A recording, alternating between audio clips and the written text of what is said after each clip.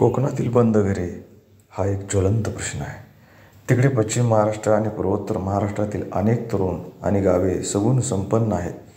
कारण तिकडे झालेला विकास, आधुनिक शेती आणि पुन्हा पुन्हा त्यांचे नेते आणत असलेले अनेक नवीन नवीन उद्योग, त्यामुळे तेथील तरुण तेथेच राहिला. त्याला जास्त करून मुंबई किंवा पुण्याचे वेध लागले नाहीत.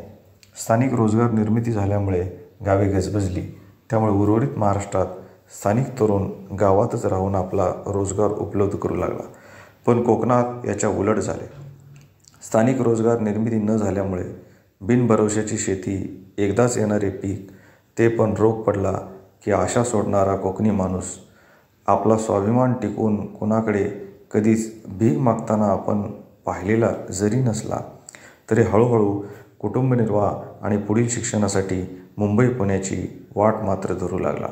आणि बघता बघता अख्खे कोकण कधी मुंबईत आले समजलेच नाही.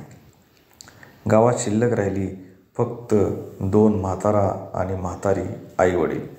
वय झाल्याने गुरेढोरे हळूहळू कमी झाली. गुरांनी भरलेले वाडे ओस पडू लागले.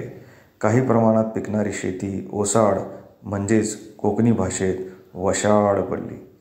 तरुणांना शिक्षणाची संधी उपलब्ध नसल्याने ते पण शहरात राहू लागले.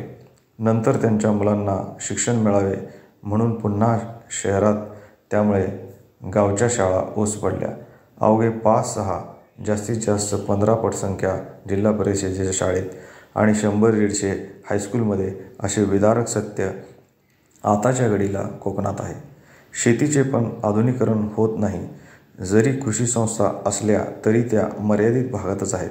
जर पारंपरिक शेतीला आधुनिक पिके पर्याय दिली तर परिस्थिती थोडी तरी बदलेल आणि आताच 9 तरुण तरी कोकणात राहील. आता जरी रोजगार निर्मिती तयार होत असली तरी जो शहरात गेलेला तरुण सध्या तरी परतताना दिसणार नाही. हळूहळू कोकणात बंद घरे जास्त दिसू लागली आहेत. कोकणातील लोकांचा, गावाचा, घराचा, जमिनीवरचा जीव उडत चालला आहे. पण करणार तरी काय? जावे तर रोजगार मिळत नाही आणि शहरामध्ये आहे त्या तुटपुंज आयुष्यात जगण्याशिवाय त्याच्यापुढे पर्याय राहिलेला नाही. पण असो, देव करो आणि लवकरच कोकणात पुन्हा एकदा चांगले दिवस येवोत. पुन्हा तोच जोश, तोच उत्सव, तेच गौरी गणपतीतील नाच गाणे, शिमगा, गुरेढोरे आणि विकसित शेतकरी आपल्याला पाहायला मिळो हीच अपेक्षा.